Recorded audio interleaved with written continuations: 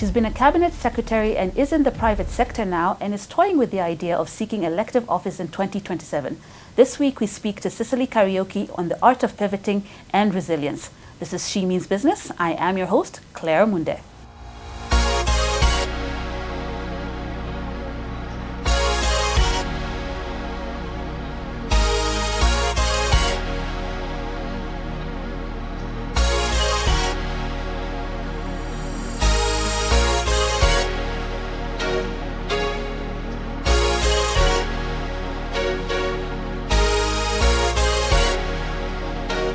Hi, Sicily.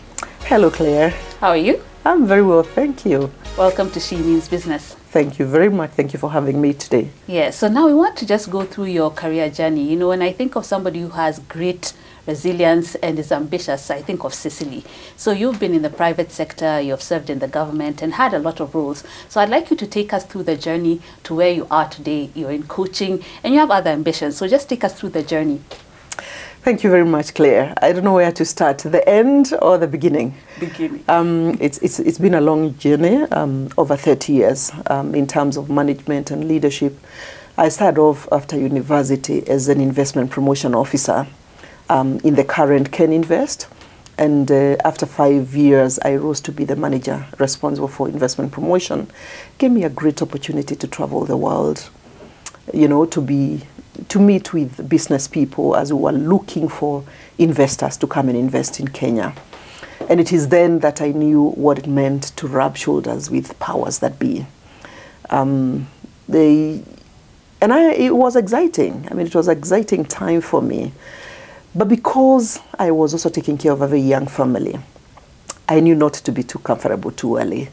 I had, you know, a young family and newly wedded wife, young children, and all the community expectations, and I had to kind of try and make a balance. But I quickly knew the public sector. This was a semi-public sector.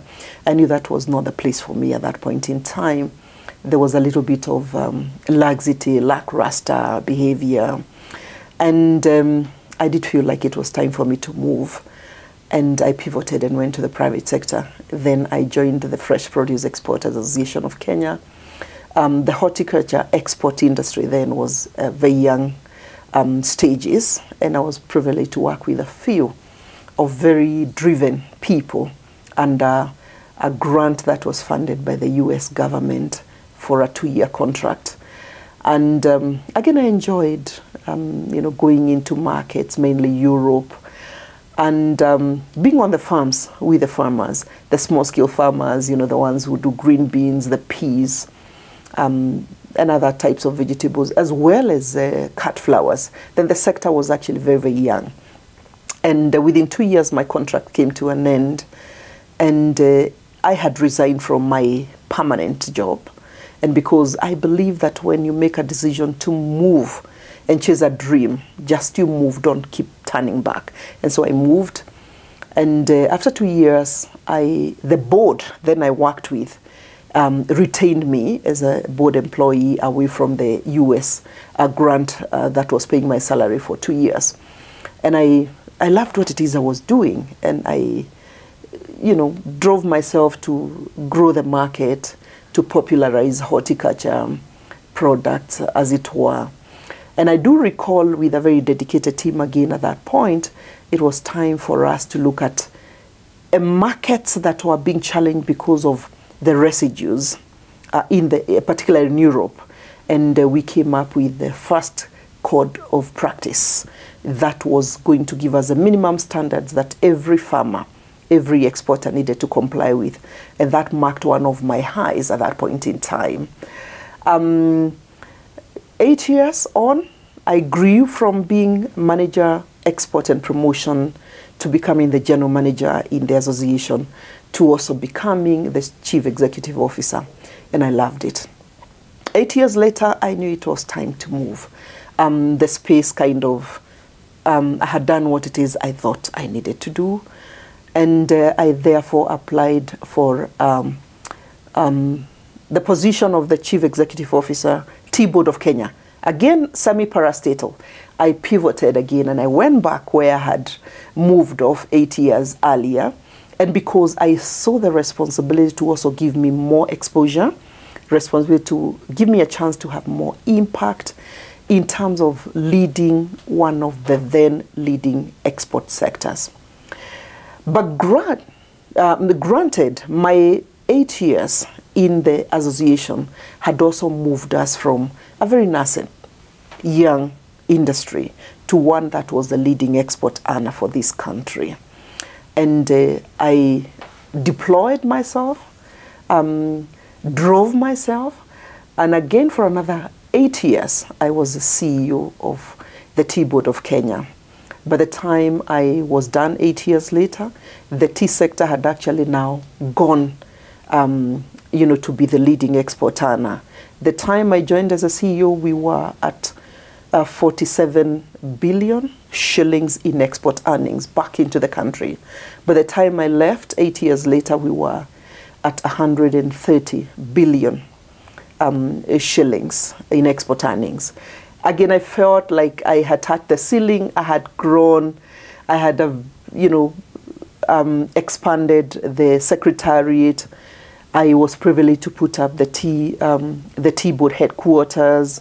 I was privileged to have the first promotion strategy, rallying the sector towards opening up new markets. We had, as a matter of fact, opened markets that never used to be. Kazakhstan comes to my mind very quickly. The US market, we had opened up that. We had really expanded the markets. And therefore, again, being who I am, Sicily, it was time to look for more challenging opportunities. And therefore, President Uhuru had just taken over in 2013. And the admin advertised to recruit principal secretaries. And I said, why not? And I put in my application, and, the rest would be history, because I then became the principal secretary responsible for agriculture in the year 2013. A very exciting, opportunity it was. I did that for 2 years, slightly over 2 years. And then there was a reorganization of government by President Uhuru. And out of 26 principal secretaries, again, I was so privileged to be appointed as a cabinet minister. Then that was 2015, the cabinet minister for public service, gender and youth affairs. A very exciting stint, just being with the young people, listening to what makes them tick. And when I was not with the young people, being with the women, and just again supporting women in terms of the empowerment, dealing with issues of gender-based violence and the policies around there. And it was a very exciting time again. 2 years, I thought that was short, but 2 years, when I look back, the achievements, the accomplishments that we made with my team then, I look back and see the largest number of NYS servicemen to graduate in 2017 was during my time. And you look at these young people full of hope, young people that are looking for a future where they could be self-employed or employed in the formal sector, and just relating with them and giving them hope and encouraging them to keep going, made for me some highlights in my career in cabinet. And then it was second term President Uhuru, 2018. And 2018, once there's a change in administration, you're not sure whether you're in or out.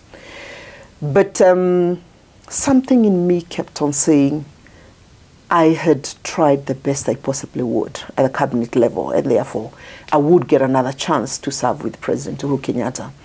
True to my word, in January 2018, I was reappointed as a cabinet minister for health. I said for health.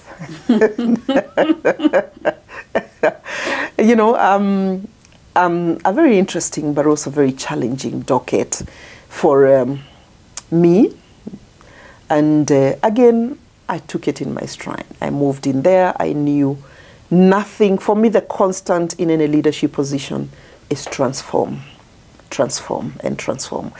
I knew there were reforms that were needed, because then out of the 4 big ticket items for President Uhuru, was health. And therefore, I was responsible for this big thing that the president wouldn't have an excuse, or Kenyans wouldn't have an excuse. And we were walking the journey of bringing universal health coverage to the Kenyan people, a commitment that we had made as a country under the UN framework. And therefore, the weight on my shoulders, but again, working with a very competent team of clinical leaders as well as administrative leaders. And we didn't have a lot of time. I didn't have a lot of time to be on the learning curve. And I quickly just immersed myself and got into learning what were the priorities of government, but what also was available in terms of resources, human, financial, networks, the partners that needed to be able to come onto the table to help us with the delivery. And it went well. We set on the first pilot of UHC in 2018. 2018, end of 2018, 2019, picked very vital lessons that today continue to inform what we see in the health sector, some of what we see in the health sector today. And 2 years, a couple of months down the line, again, according to President Uhuru Kenyatta, it was time for me to move on to the next docket. And I was deployed to water, sanitation, irrigation docket. Somewhat familiar, more familiar than health, because then when I was a PS in agriculture, irrigation was a docket that I was also responsible for as a PS. And therefore, I went back to find familiar people that I had worked with as a PS.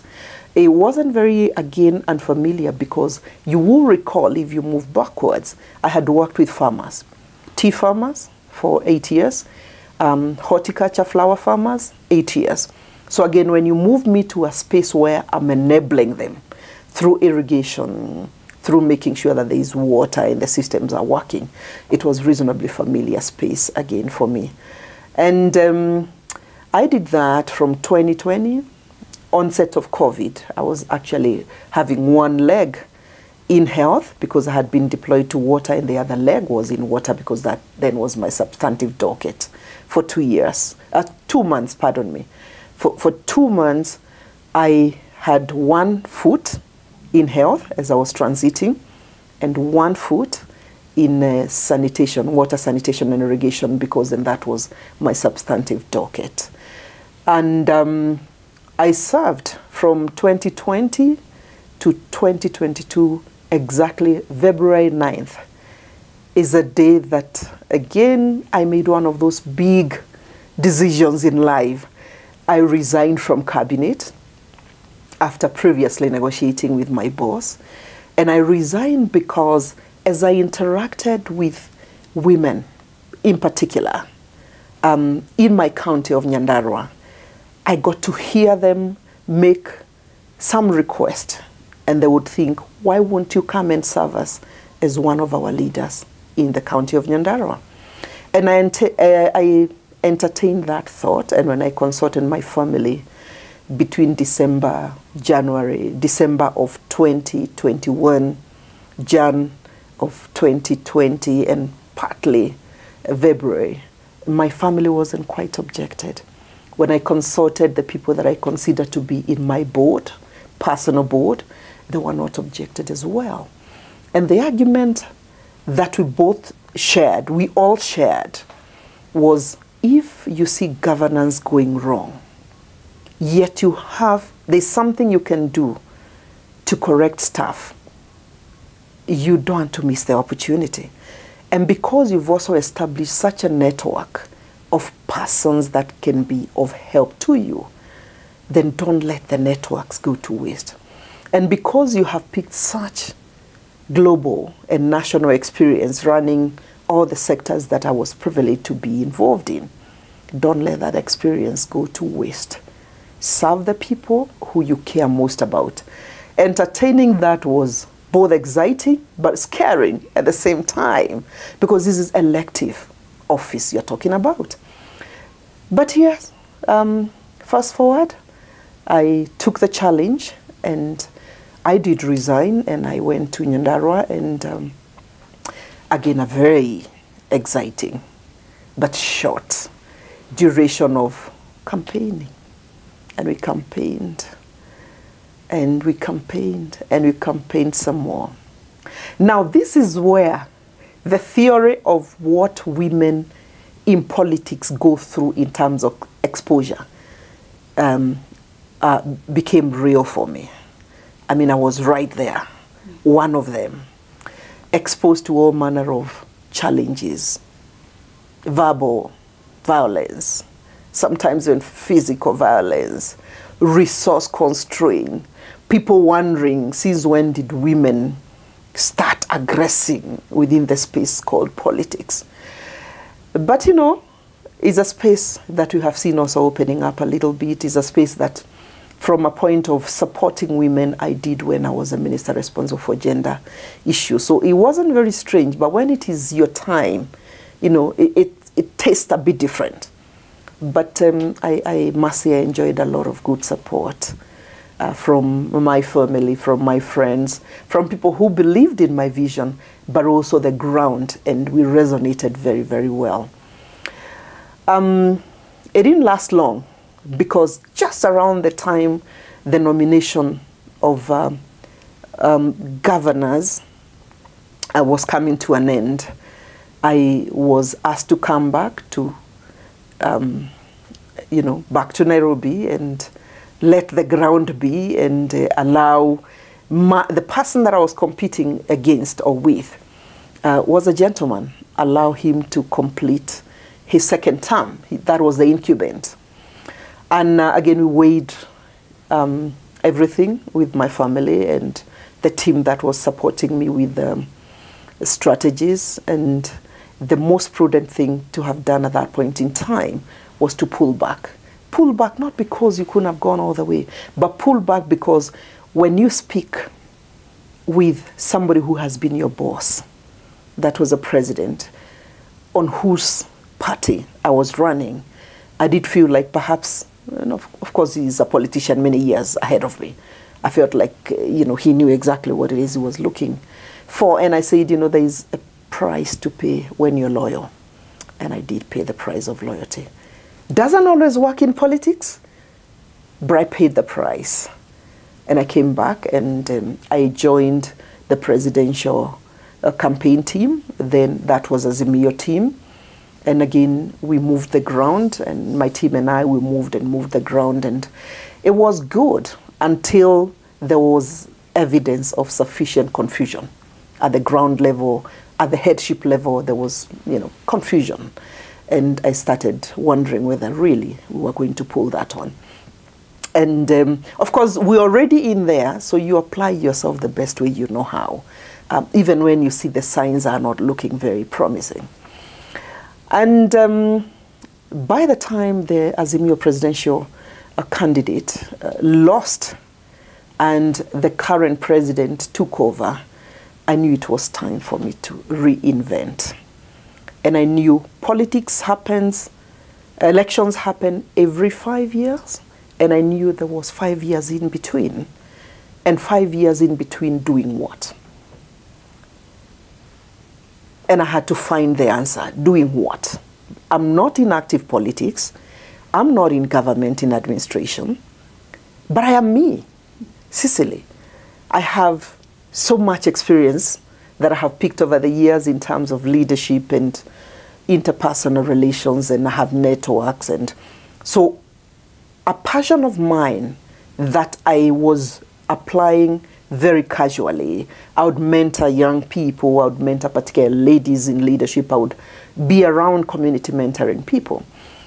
I then said I needed to now scale up the mentorship that I was doing as a casual thing and to monetize the knowledge that I had, the expertise that I had, the passion that was in me. And I quickly registered a consulting company. A consulting company called Reimagine Impact Associates Limited. And I said, so reimagine. I would want to see any leader that is coming up, reimagining what is effective leadership and what is their role in bringing good governance to bear in our country particularly. And that is what informed the name of this company. And I was very privileged because even as I was toying around with setting up this company, going to market to get clients and, you know, just setting up the infrastructure, I was very privileged because two things then happened. My husband, who is a business person, you know, acquired space that I could be accommodated so that then my office was not, you know, setting up an office in terms of infrastructure was not a struggle. You know, he's not a partner to my business, but he's would I say my landlord? Mm-hmm. Would I say in the office? Number two, because of the networks that I had established over the years, it was very easy to pitch and, you know, say this is what I'm doing, and just like that, Harvard runs a ministerial leadership program. And, you know, they quickly, once they saw my new profile, they said, we have a mission coming up. We are having a leadership program for ministers, new ministers in Ethiopia. Will you be available to come and share your experience? Now as a politician, but also as a cabinet minister. And that was my first, you know, assignment. That was then monetized. And so off I went to Addis, spent a couple of days, and the rest is history. Because immediately after that, then I would go back to my networks. And I have been involved since then in doing a couple of things. Training. I train corporates. I coach leaders. And I also am involved in designing policies and strategies for corporates.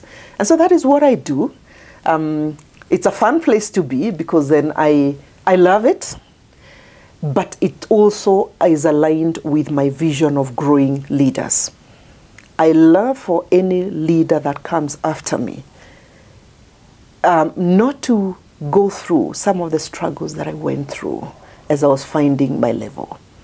I would want any leader that comes after me to find a softer landing, especially when they are a woman. Because being a woman in high places in leadership, it can be tough. It can be very lonely. And therefore, what I do currently is to give any leader a soft landing by being their partner, by working with them as a sounding board, and by just pointing them in the right direction in terms of connections, networks, and other resources, including reading resources. Wow, I think that's quite an interesting journey, and you've really mastered that art of pivoting. And you talked about reinvention. You know, sometimes when somebody has been in the public sector, they're used to a certain lifestyle, they're used to certain things. Then once that has ended, then we see things go haywire. So you talked about you had to learn how do I use my skills to make sure that I'm still relevant, even in that 5-year gap, and you'll tell us what you're planning after that 5-year gap.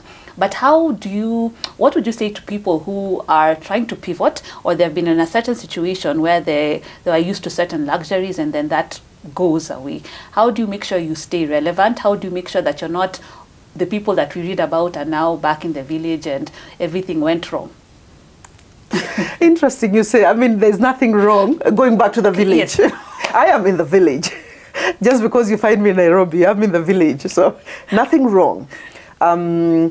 But in my own case, I think that, one, not allowing for power to get in your head is really very important. And because when you rise to some levels, then power becomes a very important asset. May I convince you that power, if it gets to the head, then it is the beginning of your downfall. Be you, be real. Number two, carry the mindset that you're here for a period, but this is not where you always belong. You belong elsewhere. And so even when you're in those very high offices, please keep speaking to yourself and carry the mindset that, you know, this is temporary. What is permanent is what will distinguish you from the rest. And number three, keep relevant in terms of catching up with skills that will then be transferable in whichever situation you find yourself. And whereas technical expertise and competence is a must, is a foundation for all of us.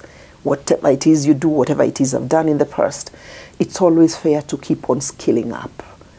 Get, you know, what's the world of work looking for? You know, if you found yourself thrown into a space where you really didn't choose, would you be able to fit in?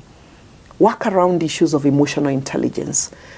And I should have mentioned that, yes, when I got back into this space where I am right now, away from politics and public life, I'd say, so what other skills do I need to acquire for me to be able then to speak the lingo and the language that coaches speak? And I went back to school, and I got a diploma, an online diploma in coaching, executive leadership coaching. And I also went to study, and I took an emotional intelligence practice certification.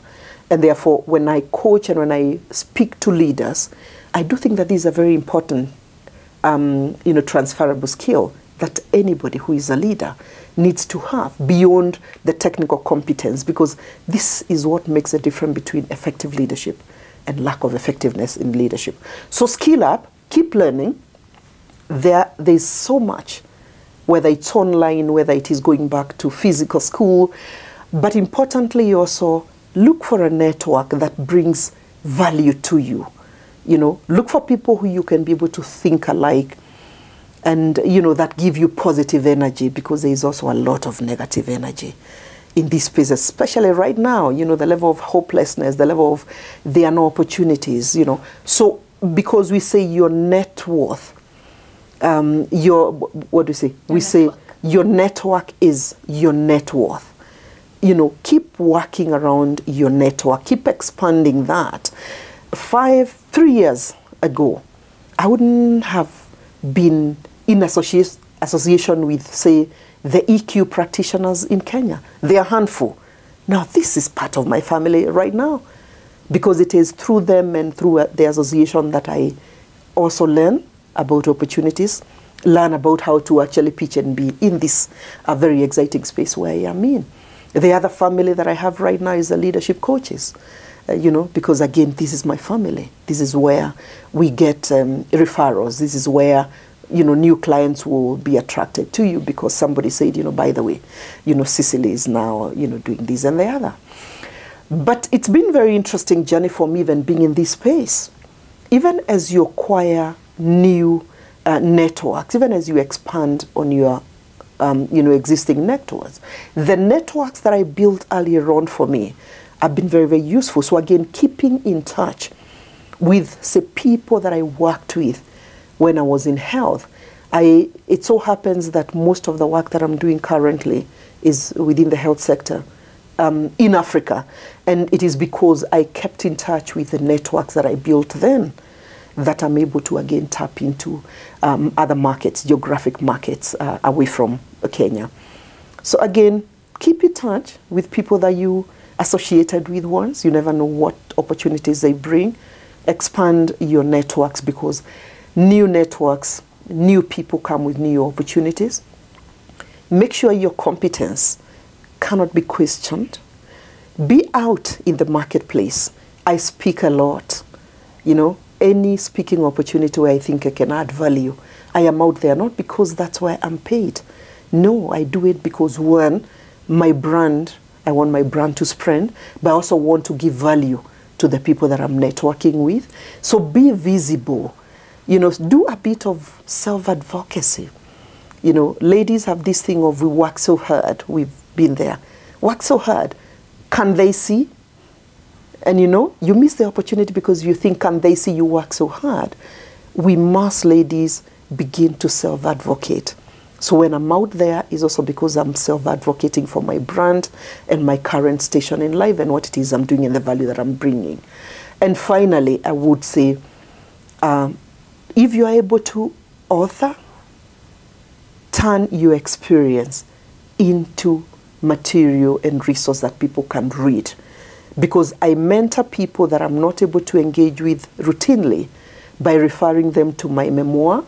It's my personal story of how it started from a very humble beginning up to where I pivoted to do what it is I'm doing right now. So just somebody reading a resource such as that, they can be able to see, all right, so even if I come from such a background, I really can be what it is I dream to be one day. So commute your story into a book that people can read. And alongside that also, I realize it's important, part of your self-advocacy is to engage with the new media. Be on social media, be on LinkedIn, be on TikTok if you can, be on Facebook, be on Instagram if you can, wherever it is that you are able to impact and influence.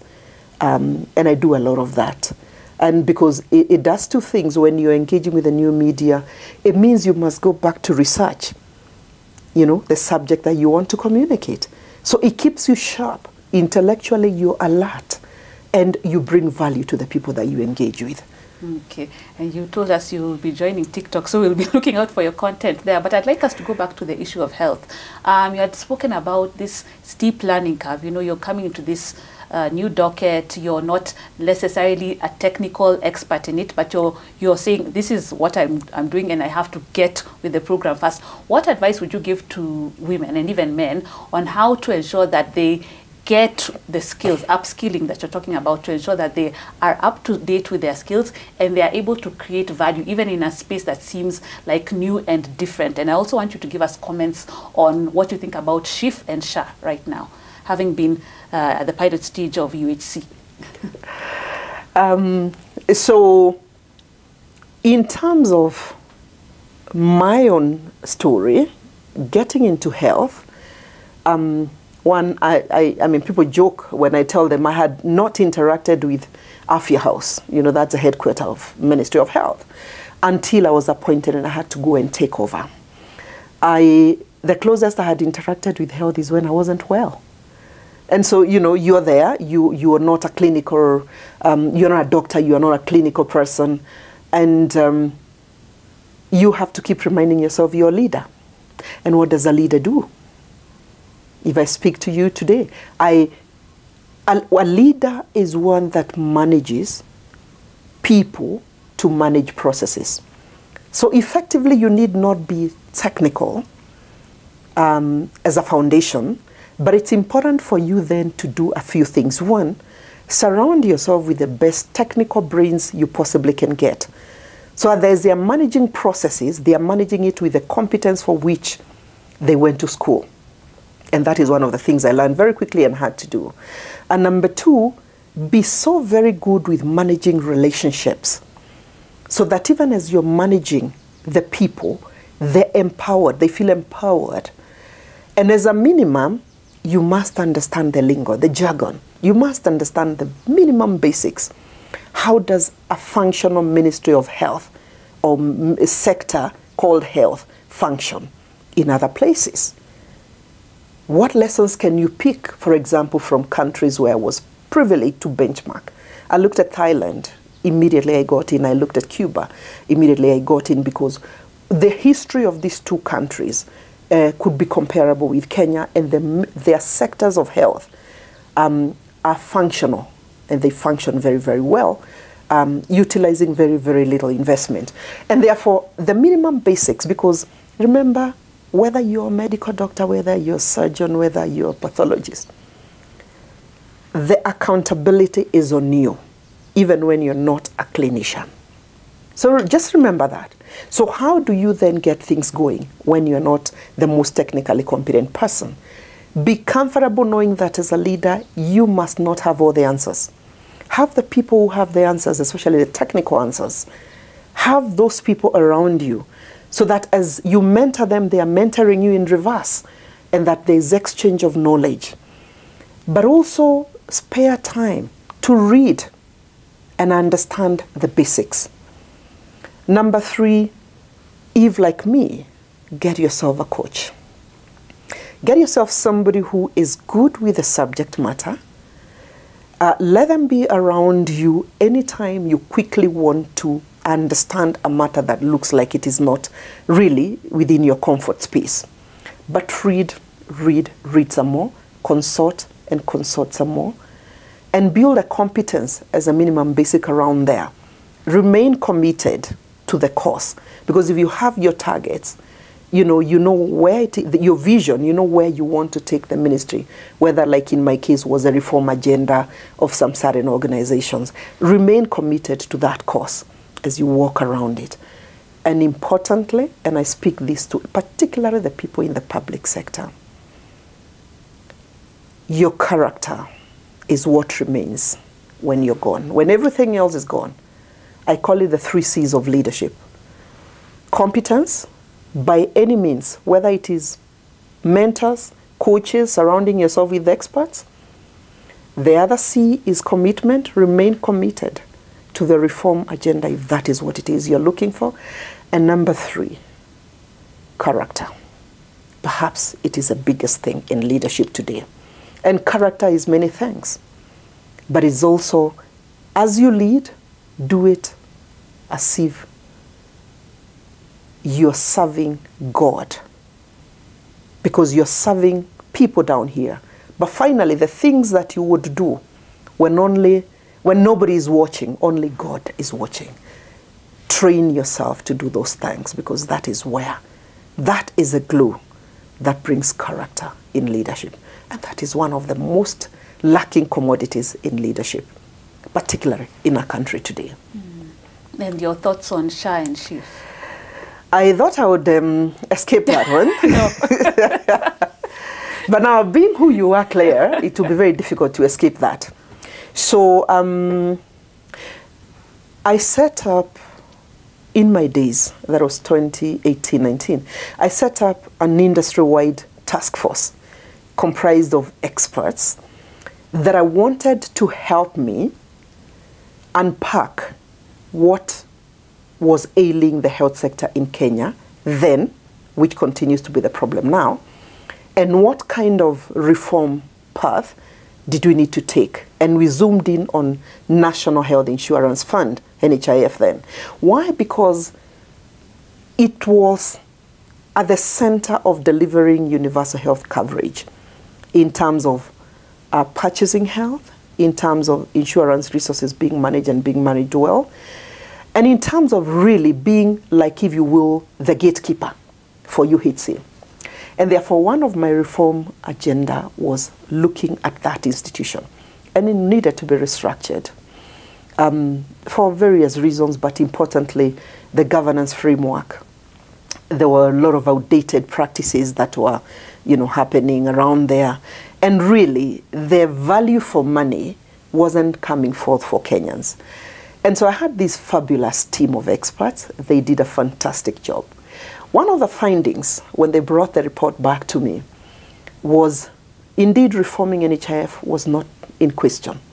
That is where we needed to have started. The minute you frame UHC, a reform of NHIF.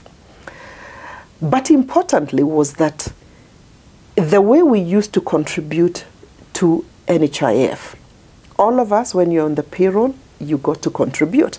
But if you looked at how much you are contributing, it may not be sufficient to cover, particularly the vulnerable members of our community. And universal health coverage is exactly that, carrying everybody and everybody getting access to quality health care.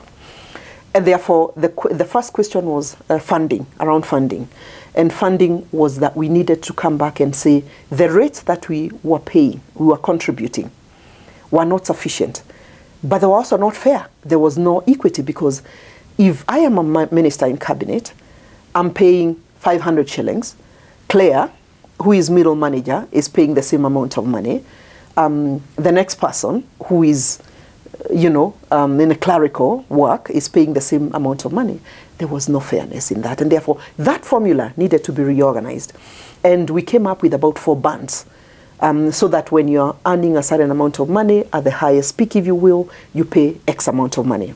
The next, in that order, pays a lesser amount. And like that, there were 4 bands. And then in terms of covering the people in the informal sector or the vulnerable, there was a proposed social health fund that would actually be funded from exchequer, from taxes, if you will. Now, is that what really got to be implemented through SHA? Unfortunately not. because I think the formulation, when the current administration came in, they reorganized, what was a envisioned reform agenda, and they have now something which looks a little bit interesting. Was getting getting an ecosystem, an ICT-enabled ecosystem, to be able to carry on the reformed NHIF. Was that part of what was envisaged? Yes and no. No, because when I look at 104 billion being put in a system, it concerns me because I don't understand what this was about. Yet again, I'm also saying there was a system, through which NHIF then was actually able to see who is claiming what amount of money and for what services, and therefore getting an approval system. We can call it, simply put, we can call it the purchasing ecosystem, purchasing healthcare and paying for what is being purchased. So it was anticipated that also required to be rejigged for it to then be robust and to be able to carry a population of 56 million Kenyans. As to whether it was going to be costing 104 billion and as to whether it was to be outsourced to some strange organization I don't understand, are things which came much later. And therefore, my team and I take absolute no responsibility for what it is we anticipated that time and what is currently obtaining. I was very surprised the other day going with a friend of mine to a hospital, and they said they have been registered under SHA. And unfortunately, what popped up when she gave her details was a man's name. And I didn't understand that. This is a lady. So there are hiccups. My prayer and hope is that the government quickly moves to settle this SHA and SHIF thing so that ordinary people don't have to go through the suffering that they are going through. Because when you go to be attended to and your name pops up to be something which is not you, what does that mean? Yeah. So it is my hope that it will settle sooner than later.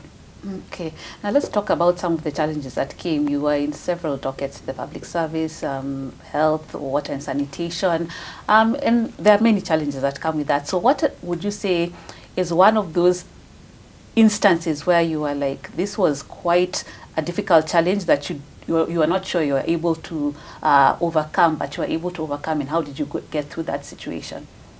What quickly comes to my mind, because it's laughable, I laugh about it, and I keep saying that I was impeached through Parliament for doing the right thing. Yes, for doing the right thing, I was impeached. And this is because the way it works sometimes in public sector is that there are cartels. We speak about it.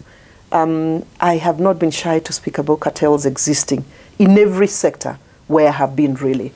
And so in health, I think the cartels were a little bit deep in terms of the roots, because they'd been there for long. And when you touch a reforms of NHIF, for example, and you touch on the reforms of KEMSA, because that was the other organization I needed to reform, I was touching people in high office in government. I was touching their business interest, their spouse's interest, their children's interest. Yet it had to be done. And therefore, because they had tried to buy me into joining the cartels, and I was very loud. There are things I don't do. I don't dance on people's graves, because this is what happens when you get into some of these behaviors in particular public health, in health, generally speaking, but also in the public sector. And so because I had refused to join them, then it was time for me to be taught a few lessons in life. And every time they came with an offer, I said no, and I did what I believed to be right, also with consultation. And so yes, a certain member of parliament, really not known to me because I hadn't met him, decided the way to teach her a lesson, she's becoming a headache. We will teach her this. You remember they said it is not your mother's money. You remember those statements? Yeah. We will teach her it's not her mother's money, kind of, So quickly they drummed up charges that I smile about today when I think about. I was accused of being arrogant. I haven't come across anything that measures arrogance other than standing your ground. I was accused of not allowing people to have their phones by the table when we were in meetings. I don't recall I was accused of what else. There were 3 things they said. Drummed up really. And somehow I was very disappointed that a motion like this could actually go through the first reading, the second reading with about 190 signatories, members of parliament, and it moved on to the third reading, and it was only withdrawn at the point of the third reading. And you know, I was so confident that this is going nowhere, that I really know what is driving this. Because somebody will come to my office and say, you know what, there's a file there. If you approve that file to be processed through, there's 30M for you. You know, that kind of language, it can get you deaf, can't it? Yeah. Particularly when you know it is money that should be going to buy medicine. It is money that should be servicing an equipment in theater. It is money that should be going to support somebody who needs really that support. So, and because I would say to some of these people, please get out of my office and do it a little bit quickly, I then became an enemy of a lot of these people. I overcame that because I don't think that when you do the right thing, God will allow you to go through the fire. I don't think so. I was very conscious. You know, I prayed about it and I said, God, you know what it is I'm trying to do. You even know why I'm being taken through this impeachment. And if it should go through, I'll also be fine. I'll look back with pride and I'll go back where I belong. I don't belong in the Ministry of Health. I belong elsewhere. I came from somewhere. And so that was it. That was one of the most trying moments for me. I look back now and smile. And of course, the motion was thrown out. They tried a second time because I understand there was money that had exchanged hands for people to sign. And so they were very determined again to try. And this time, I don't think they could even come up with the drummed up charges. So it didn't go anywhere. And so I served my tenure, happily so. The ordinary, normal challenges that you come across, whether you're working in the public sector, in the private sector, are challenges to be expected because there is always a risk of being in leadership. It is your ability to remain resilient, to overcome them, to move as if you still had a vision. My vision was that when I am done, I will have 2 things. 1, a story to tell and encourage somebody that you can overcome even in the worst of situations, if character is what centers you. And number 2, I knew that don't overstay your welcome in any situation. Do what it is you think you're excited doing, leave an impact, and move so that the next person can take on the baton and, carry forth. Yeah. So now you're talking about, there's a risk in leadership and the impeachment, so many things that you've gone through. And at the beginning of this interview, you talked about there's that 5-year gap. What do you want to do when you're thinking of coaching? So that begs the question, do you intend to go back? You've talked about all these risks associated with being in public service, being in, if you're running for elective office and so on and so forth. So what is the future looking like for Sicily? So long as you're alive, so long as your intellectual capability is still there, so long as your vision to serve and dream to impact is alive, Sicily will continue to be in leadership despite of the risks that come with leadership. And why do I do this? I do this because I have been just so privileged to sit in the places I've sat. And I would be very, very unfair if I allowed my experience and the knowledge that I've acquired in leadership over time was to sit and go to waste. I would be very, very unfair to the other girl who I am a role model even when I don't know, because I meet a lot of them and they say, you're my role model. I will be letting them down. Number 1. Number 2, in my heart of hearts, I'm still convinced that there is an opportunity to demonstrate a different governance template both at the national level, at the county level, but also in the private sector. How I wish that would come down as leaders and say, why do we lead? Why do we have the privilege and the opportunity to lead? It's so that we make a difference in the lives of the people that we serve. It's not so that we go for self-service and selfish ends, which is what it is I'm seeing. And I'm convinced beyond any doubt, because I have seen particularly women in leadership come and make a real difference in the spaces when they occupy, or the spaces that they occupy. And therefore, I'm convinced, for me, I'm on a mission to say it has been done, it can be done, it will be done. It will take some of us being brave. It will take some of us knowing that it's not always very comfortable, but it is the point of comfort that we become complacent. And change doesn't come through being complacent. And therefore, 5 years from now, ticking, it's actually about 2 years and a half now of this break. A couple of things will be happening. One, Reimagining Park Associates will continue growing, because I'm in association with people that we work together. Is a brand that I would want to excel in the continent in terms of growing other leaders. It's so important that Africa needs effective leaders, and therefore that brand will continue to grow, and I'll continue to support it in whichever way. Right now, I'm quite actively engaged. Even when I'm off this path, it will continue to be supported by Sicily. In number two, I'm actively engaged with the grassroots in a few ways. One, I chair a board of a non-governmental organization where we are dealing with the empowerment of vulnerable children, particularly girls. I'm dealing with issues of health promotion. Menstrual hygiene is very key for me in that framework at the grassroots. And I'm also involved in, I support needy children, particularly in accessing education, if you will. So I'll continue to engage with that at the grassroots level. And number three, and I'm sure this is what you're waiting for, is, am I going back into elective politics? I'm listening to the ground very actively.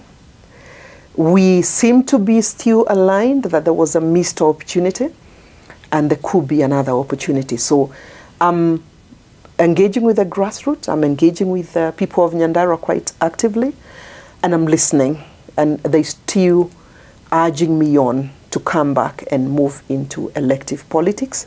And when the time comes, between now and that time, when the time comes, I will be able to take an appropriate decision to go back and run as a governor of Nyandarua. But right now, consultation, listening, watching, and saying, so if I got back, what is it that I'll be coming to do for you or with you? And so that's where we are at. Okay, we'll be watching.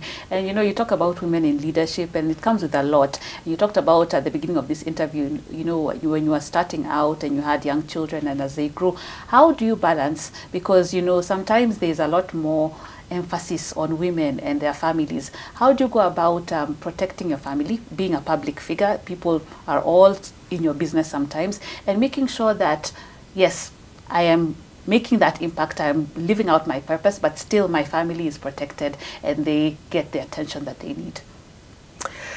Not easy. I wish there was a manual that, you know, as you grew in leadership, that there was a manual that you kept on referring to. There isn't one. And balancing between, say, 3 or 4 things, but balancing between you and remaining healthy mentally, physically, emotionally, spiritual, is a full-time job.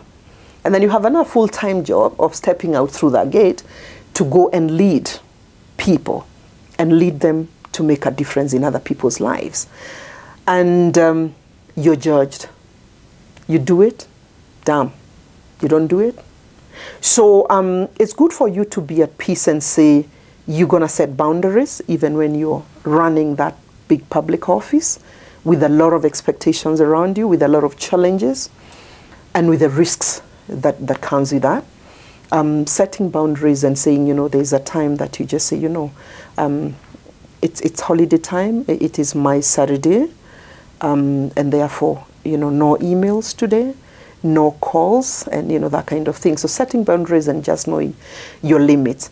Number two, I think is important, even as you serve those public offices, you keep reminding yourself that finally, at the end of it all, you'll come back to community.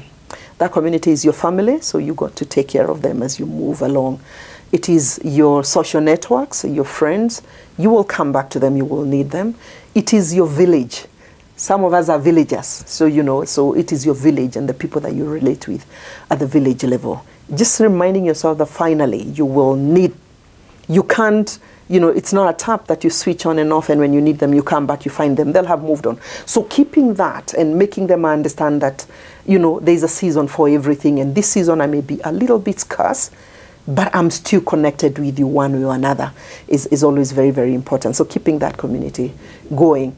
And it's also important for you to come and say, why do you work? Why do you work? Why do you work? Is it a legacy issue? It's an impact? Is it why, that satisfaction that you get, how do you then package it so that it can outlive you? And the minute and the moment that you remind yourself and that becomes your mindset, then it becomes very easy to be able to maneuver those balances and, you know, to keep yourself centered. Every time you think you're going off the rail, center yourself by knowing, yeah, you will need these communities at the end of the day. Don't we? Because this is where I am right now. Yeah. I mean, the offices that I run, they you know, is a season. They don't mind that you have bills to pay. Are you able to pay? They don't mind that you're not well, you're in hospital. They don't. You came and went. What remains is these communities beyond work. But importantly, even as you work, you also build other communities, unique communities there, because today I have a couple of friends that I made through the offices that I worked in, and you know, once in a while we'll be out chatting, once in a while we'll be out for a cup of tea, a cup of coffee, just checking on each other. So they also form part of your expanded community. Okay, yeah. Awesome. Now I want us to switch gears a little bit, and I want to know, what does success mean to Sicily? Success through the lenses of Sicily. A couple of things. One, at a personal level, are you at peace with who you are, what you have accomplished? Have you forgiven yourself for the failures that you may? Of course, we all have to go through failures. And what do those failures mean for you? For me, the great lessons. And I'm at peace. That, for me, is one parameter of success. The other parameter is, if you look back, you know, take a side mirror and look back, can anybody point out and say, well, she was here. This is the impact. This is a difference she brought into our lives, especially the subjects that you're supposed to serve. For me, anytime I go to some interesting place and somebody says, because of you, I'm where I am, it feels good, and it's a measure of success for me. Because you went out of your way. You know, I went somewhere to some village and somebody said, because of you, we saw when your peers, we got a dam, and for the first time we had fish, an old fish. And it remains there. So, you know, when people are able to associate an impact that is positive that you brought into your lives, for me is a measure of success. Another measure of success from where I see it is, how many people have you empowered as you walked? As you took the elevator up, how many other people did you send the elevator down so that they can also come in and get an equal opportunity? How many women did you empower? How many men did you empower as you moved along and the opportunities you've had to lead? For me, that also is another parameter of success, because then when somebody comes along and say, you know, I'm here because she gave me an opportunity. On Saturday, we were celebrating the Nurses Week with some nurses in Lion's Eye. And one of my mentees, who is a chief officer in some county, came up to just be with me and said, I am here because She believed in me. She gave me an opportunity. And therefore, that again for me is a measure or a parameter of what success looks like. At the end of the day, like I say, it's about the most immediate community being your family. Are you in harmony? Are you at peace with your family? Have you impacted them as you impacted the rest of the world? Again, is another measure of success. And finally for me, I am big with legacy. Finally, when I'm out of this world, what will they say about her? It's a measure of success. It helps me to remain grounded. It helps me to keep my focus. It helps me to remind myself it's not about me after all. It's not about me after all. God didn't give me a chance to be in this world for the sake of one Sicily. I'm only me, you know.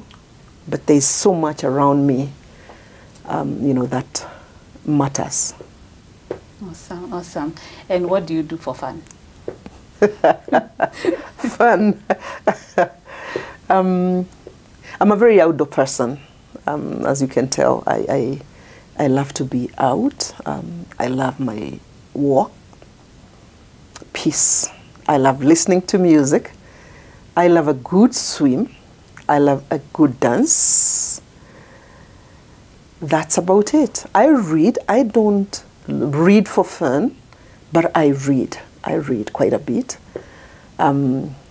Just to keep my intellectual capacity going and just abreast in terms of what's happening. And what are you currently reading? Again, Sicily, I am not able to read one book at a time. I read enough. So right now I'm reading The Leadership Gap by Daskal. On the one side, on the left side. On the right side, I'm reading Leadership on the Line by Marty and Ronald. Marty happens to be one of my mentors. He's a professor in Harvard. And he's putting to us the question of how do you keep going when leadership is going through challenging moments? And as you can already tell, I've had my share. And so I read so that I can help the next leader to be better than I have been. So that's what I'm reading right now. Of course, the light ones, I read bios a little bit. Okay, yes. Okay. And what type of music do you listen to? Kigosho. I am not very fixed, but I'm a little bit slow in terms of what makes me go. You know, blues, slow music I listen a little bit to Lingara music as well. But yes, Kikuyu songs, gospel songs, I love that. Awesome. And I dance to them. They are very danceable too. So if you haven't tried, try. I will. And as we wrap up, I'd like you to look into the camera and speak to that woman who is seeking out, whether it's elective office, whether it's whatever stage they are in leadership. What's that one piece of advice that you would give her to make sure that she stays resilient, she stays relevant, and is able to climb up the ladder and stand the test of time? To the lady out there. So I promise you leadership is not going to be easy. And I also promise you that it will not be given to you. Start by defining your why. Map out your dream. Map out your destination. Look for resources around you. You'll need a serious support system around you, because there are days that you won't even remember what your name was. But with a serious support system, people that care about you and your destination, it can be done. We have done it. Please raise your voice. Raise it. Self-advocate for yourself, because nobody will. The world out there wasn't crafted for women who don't know where they were headed. So please. Yet again, there are so many examples of women that have come from very, very, very disadvantaged positions. And because they had a vision, they had a dream, they had resources around themselves. One of the best resources being you work on your competence, because it is in working around your competence that you become more confident, you become more brave, then you begin moving a step at a time. Get yourself a coach. How I wish I knew that there were leadership coaches that could have made my learning curves a bit shorter. Get yourself, don't do it alone. There's a lot of support. Get yourself a mentor, get yourself a coach. Get yourself into the right places in terms of networking resources. It can be done. I'm here to encourage you to say that it can be done, it has been done, it will be done. And there are other girls, younger girls, waiting for you to succeed. For us, we are handing over the baton. So be that role model to the girls. Worst you can do is give up. The worst you can do is wait for somebody to do it for you. You're going to help yourself. Awesome. Thank you. Awesome. Awesome. You've heard it from Sicily Kariuki. It can be done and it will be done. This has been She Means Business. I have been your host, Claire Munde. Until next time, have a good one.